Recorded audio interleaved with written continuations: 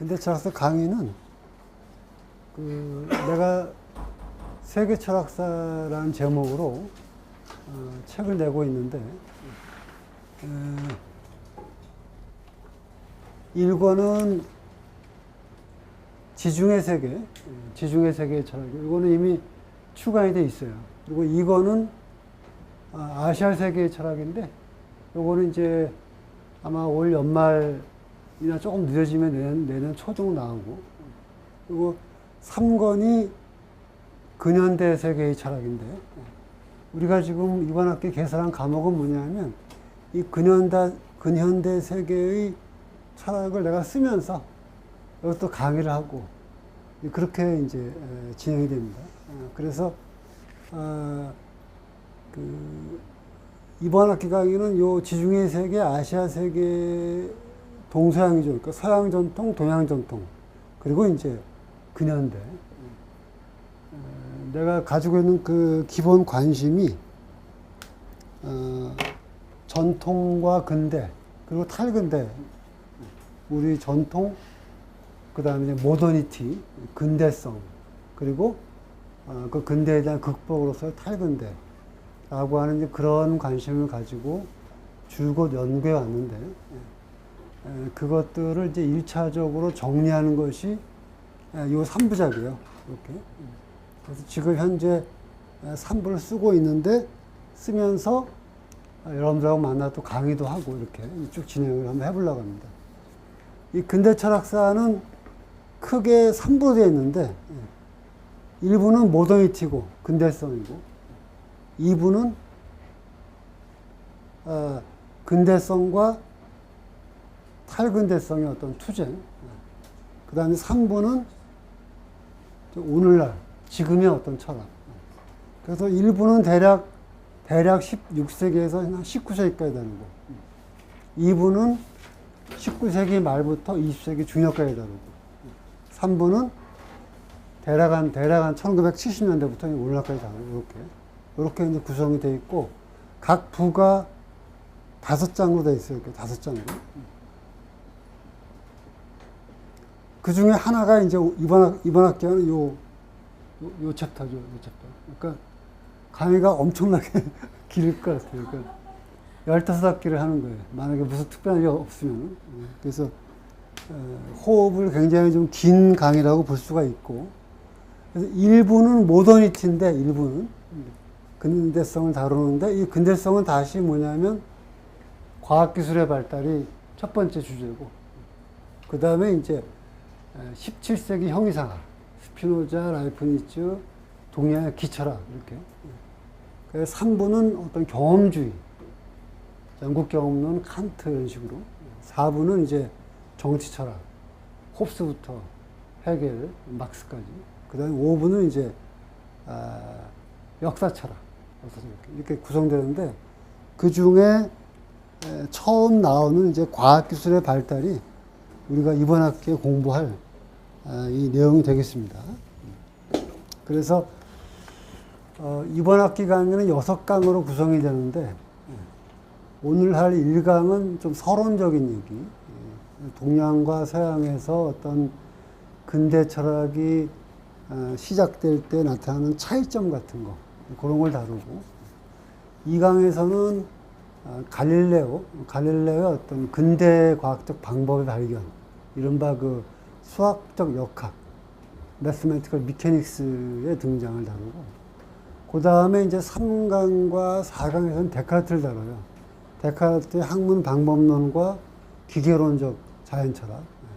그 다음에 5강에서는 힘의 과학이라고 그래가지고 뉴턴하고 라이프니츠를 다루고, 6강에서는 지뢰과학이라고 그래가지고 생물학 계통을 좀 다루고, 이런 식으로 이제 구성이 됩니다.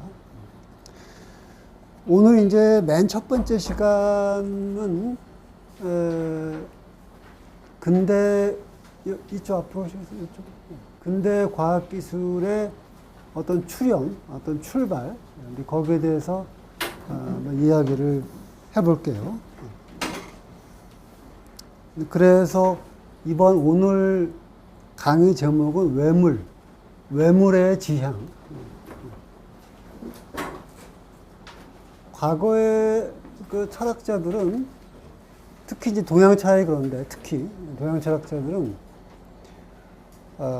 마음, 사람의 마음이라는 걸 가장 중시했죠. 내 마음을 어떻게 가꿀 것이냐, 내 마음을 어떻게 닦을 것이냐, 내가 내 마음을 어떻게 지킬 것이냐, 이게 이제 가장 본질적인 관심사예요. 원래의 동북아 철학은 객관지향적이었는데 제자백가는 물론 제자백가 시대에 이미 그 마음 심자, 심에 대한 사유가 나오지만 그럼에도 불구하고 어떤 정치적인 좋은 세상을 만들려고 하는 객관지향이었는데 불교가 들어오면서 동양에 불교가 인도에서 전래되면서 마음이라는 게 이제 모든 초점이 맞춰지죠, 이렇게. 그리고 그 유교 쪽에서 불교를 흡수 지향하려고 한 게 성리학이잖아요, 그죠? 근데 이제 성리학이 비록 불교를 극복하려고 했지만 역시 불교 영향을 강하게 받았기 때문에 성리학도 상당히 마음지향이죠. 존천리 거인욕, 천리를 따르고 인욕을 없애는 게 이제 성리학의 목적이니까. 그런데 한 17세기 정도, 그 정도, 물론 이제 명나라, 17세기는 청나라죠. 청하고 조선하고 에도막부가 좀 성격이 다르긴 한데, 대체적으로 17세기 정도가 되면은 그 이 외물, 바깥에는 사물이지, 그러니까 마음 바깥에는 사물. 외물에 대한 어떤 지향이 나타나게 돼요. 그러면서, 사상의 역사가 큰 변화를 겪게 되고, 어떤 객관 지향, 그러니까 모더니티가 뭐냐, 근대성이 뭐냐라는 거에 대해서는 엄청 복잡다단한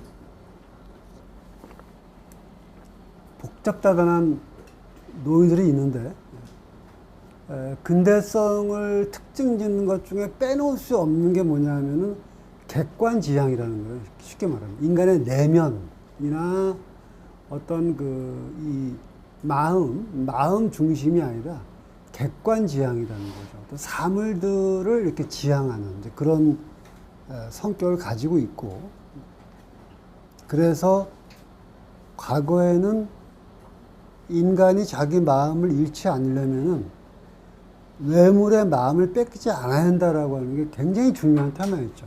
과거에는.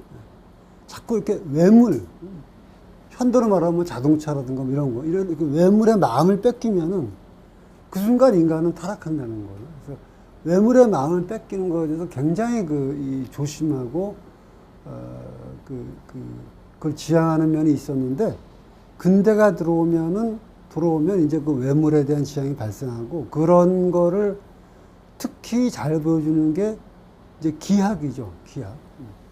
그러니까 주자학, 성리학이 전성기가 지난 다음에 양명학이 오죠, 그죠? 근데 양명학이라고 하는 거는 전형적인 마음의 철학이에요. 전형적인 그런 마음, 주관을 중시하는 건데, 그거에 대한 반대로 나온 게 기학이죠, 기학. 그래서 이 시대 사람들은 과거에는 무라든가 또 공 같은 거를 굉장히 중시하죠. 무나 공, 또 이제 무라는 건 주로 노자가 맨 처음에 얘기한 거. 공이라는 건 이제 불교용어고, 허라는 거는 장자용어죠, 그죠? 어쨌든 간에 뭐가 없는 거, 빈 거, 이제 이런 거, 내용상으로 꼭 없는 건 아닌데, 이런 걸 중시했는데, 근대 들어와서는 이 그러니까 실하다, 우리가 왜 실하다 그러지? 뭐가 실하다. 그 다음에 이제 이런 게 관심의 중심에 오게 되죠.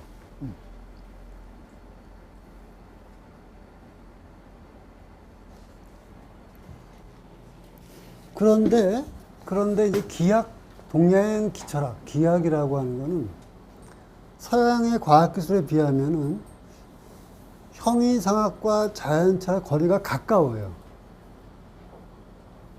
그러니까 서양 같은 경우는 실제, 좀 이따 얘기하겠지만, 실제 사물들을 구체적으로 다루는 그 행위하고, 어떤 메타피지컬한, 특히 그 중세 형이상학은 상당히 신학과 연관되어 있어요. 그러니까 우리가 서양 형이상학이라고 말할 때도 그게 이제 고대 그리스 형이상학하고 중세는 좀 많이 달라요. 근데 서양 중세 형이상학은 신학하고 같이 나란히 이제 그 결합되어 있죠. 근데 그 형이상학과 이 실제 과학기술의 거리가 굉장히 멀어요. 서양 같은 경우는 이렇게.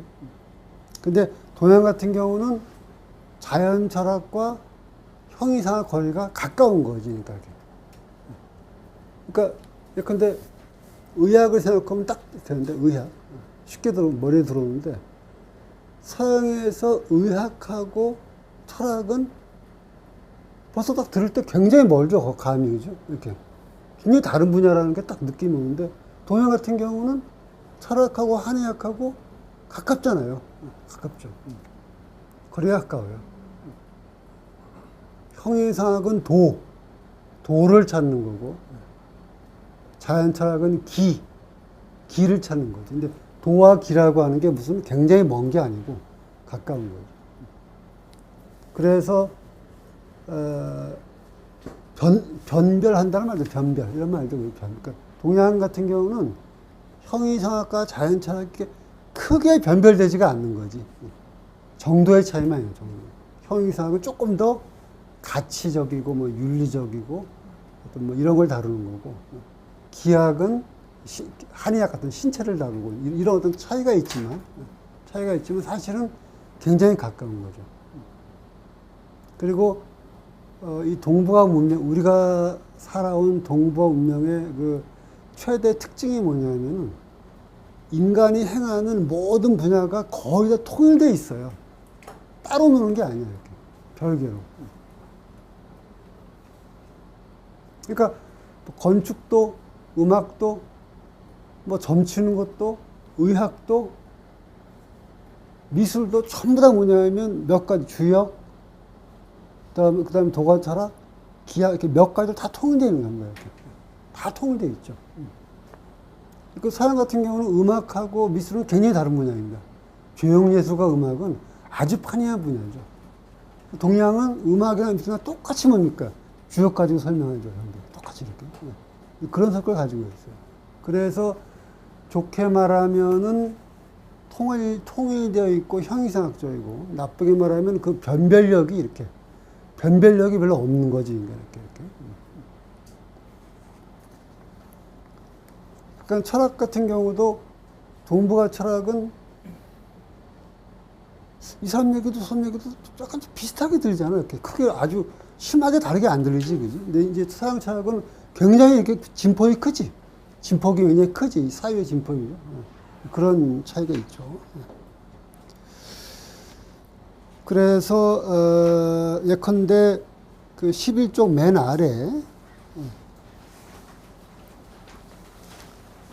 화담 서경덕이 이 부채를 붙이면 왜 시원하냐? 이거를 기 가지고 설명해요. 기 가지고. 그 다음에 이제 온천에서 왜 뜨거운 물이 나오느냐? 이거 설명하거든. 근데 똑같이 뭡니까? 기로 설명하죠. 똑같이. 기로. 근데 부채로 붙이는 설명은 꽤 그럴듯해요.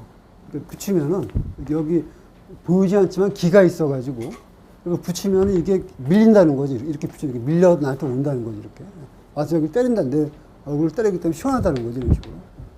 그러니까 이런 설명은 뭐냐면 오늘날에 이른바 그 유체역학이라는 게 유체역학.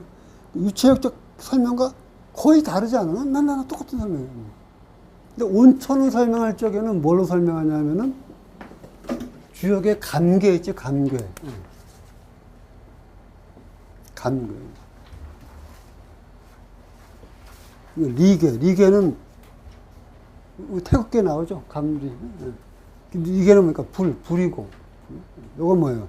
물이지, 반대로 물이죠. 그래서 음기 안에 양기가 있죠, 이렇게 양기. 그래서 음기는 땅처럼 차가운 건데, 그 차가운 거 안에 다시 뭡니까? 양기가 있는 거죠. 뜨거운 물이 있는 거죠. 이렇게. 근데 어떻습니까? 아까 거하고. 아까는 설명하는 거하고 설명되는 거 사이가 상당히 그래도 나름대로 연결이 잘 되죠. 그죠? 이렇게, 아까 이렇게 부채, 이 얘는, 그지? 이렇게.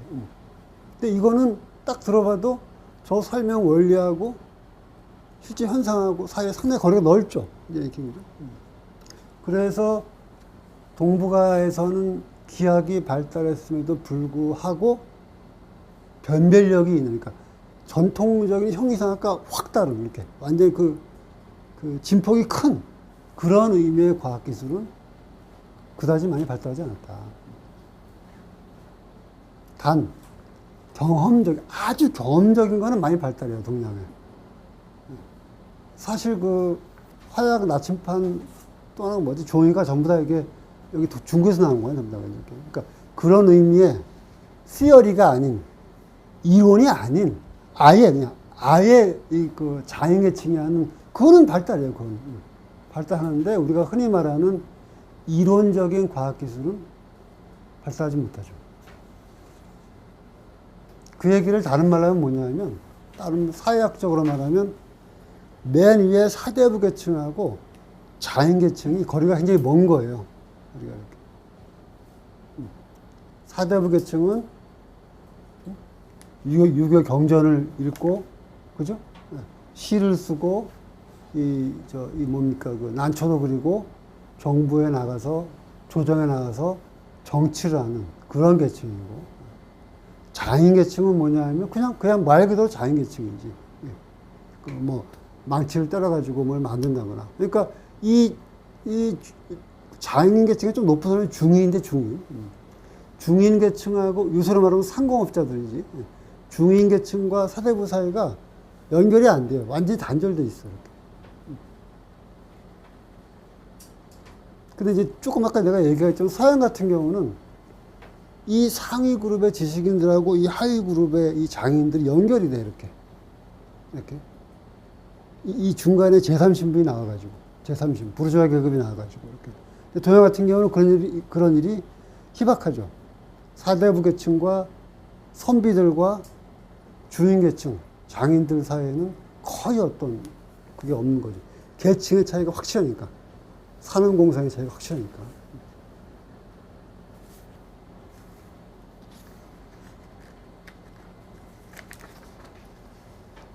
그래서,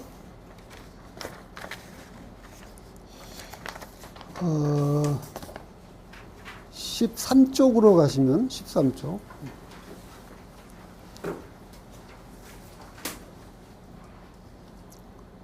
두 번째 줄에 나와 있듯이, 동북아에서는 형이상학하고 기술인데 과학이 없어요.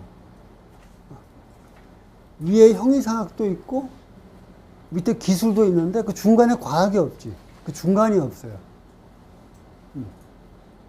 근데 서양 같은 경우는 어떤 현상이 벌어지냐면은 형이상 이쪽에서는 아래로 내려오고 이 실용적인 주인계층은 위로 올라가서 이렇게 이게 만나가지고 연결이 돼, 이게 이렇게 연결이. 서양 같은 경우는. 그래서 근데 그와 같은 연결을 추동한 어떤 원동력이라 그럴까? 힘. 그건 어디서 하느냐? 자본주의에서 왔다고 볼 수 있어요. 상업자본주의. 그래서 그 페이지를 잠깐 조금 자세히 보면은, 두 번째 문단. 서양 같은 경우는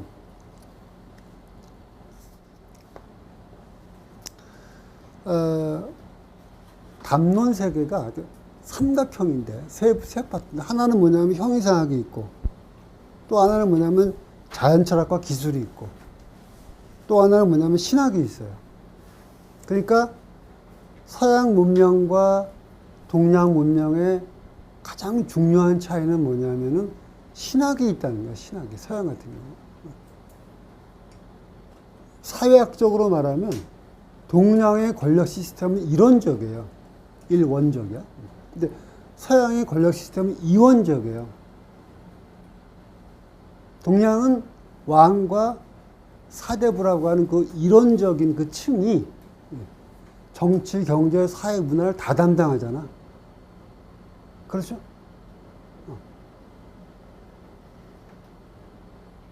물론 불교는 있지. 불교는 있지만 불교는 권력층은 아니지. 그냥 약간 뭐라 그럴까.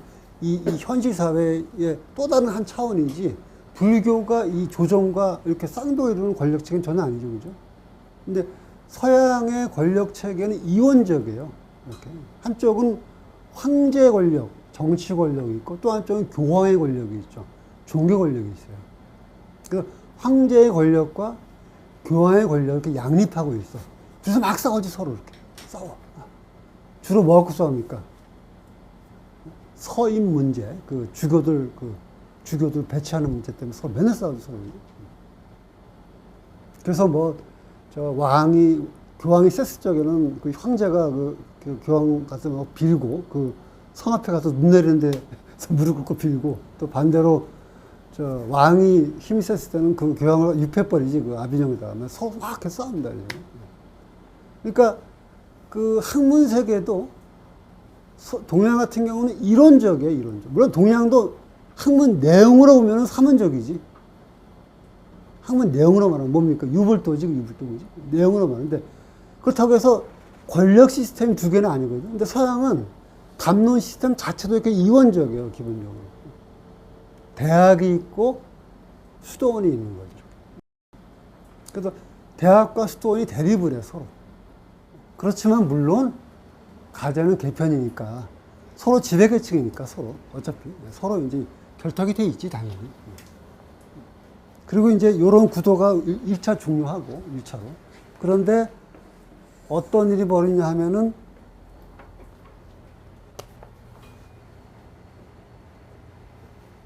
신학과 형이상학이 이렇게 있고 여기 아래 자연 철학이 있어요. 이렇게.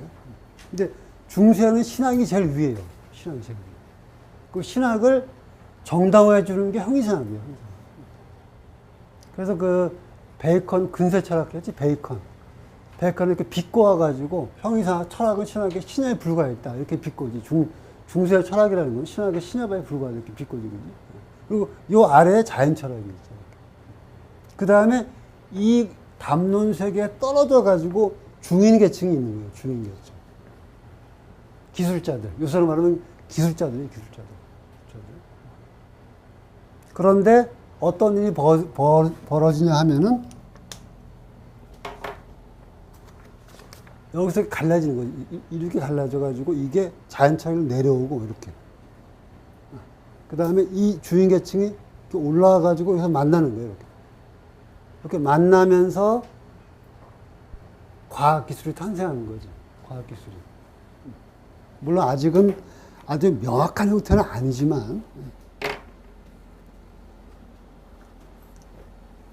저런 것이 명확한 가 뜨려면 한참 있어야 되지. 그러나 이제 이때 이미 16세기 정도가 되면은 벌써 저런 변화가 발생을 하게 되죠. 그러니까 과거에는 중인과 이쪽이 얼마나 멀었냐 하면은 내가 여기 예를 써놨는데 의학이 대표적이냐, 의학이. 그러니까 의사는 절대 이 해부를 안 해. 자기는 해부를 안 해. 그럼 의사는 뭐 하는 사람? 의사는 여기 속하지, 여기. 자연차에. 여기. 그 의사는 뭐 하느냐? 중세 문헌은 있는 거지. 지금의 의사하고 전혀 달라. 이때 의사는 아르테레스 자연철학을 읽고 이분신화라고 이슬람 철학자가 있어요. 이분신화를 열심히 읽는 거예요, 이 사람은. 해부는 누가 하냐? 이 사람이 하는 거지. 그래서 중세에서 의사는 이렇게 읽어요, 책을. 이분신화가 이렇게 얘기했다. 그럼 저기 조수가 자기가 해부를 해. 저 사람이 해부, 의사는 해부 절대 안 해, 이렇게. 그러니까 계층이 완전히 다른 거지. 계층이. 전혀 다른 거야. 계층이 이렇게. 근데 그러던 것이 서서히 변화가 일어나죠. 그러면 왜 그런 변화가 일어나느냐? 왜 동북아에서는 약간 뭐랄까 밋밋하게 밖에는 안 일어났는데 서양에서는 굉장히 급격한 그런 변화가 왜 일어나느냐? 그거는 얘기하기가 참 어려운 문제예요. 거기 제가 그 페이지의 한 가운데 조금 아래에 보면은 중층 결정이란 말이 나오죠. 중층 결정. 어떤 결과가 하나의 원인에서 결과 나오는 게 아니라 굉장히 많은 원인에서 결과가 나오는 거거든요. 중층 결정되는 거니까. 그래서 그거는 이론적 설명이 어렵지만 만약에 우리가 굳이 그래도 결정적인 어떤 실마리를 잡는다면은 역시 이 계층과 이 계층 사이에 어떤 새로운 계층이 나타났다는 거죠. 어떤 새로운 계층.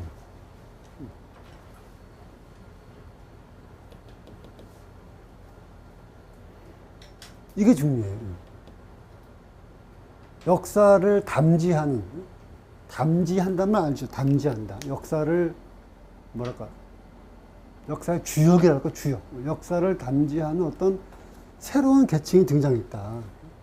이걸 뭐라고 하면 보통 제3계층 그래요. 제3계층 또는 제3계급. 아까 내가 두 개의 권력이 있다. 두 개의 권력, 그죠? 하나는 뭐냐면은 종교 권력이 있고 또 하나는 뭐냐면은 정치 권력이 있고.